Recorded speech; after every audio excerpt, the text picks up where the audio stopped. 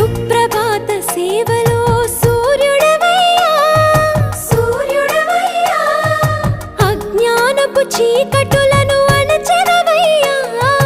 మాధవ కేశవ అభిషేక సేవలో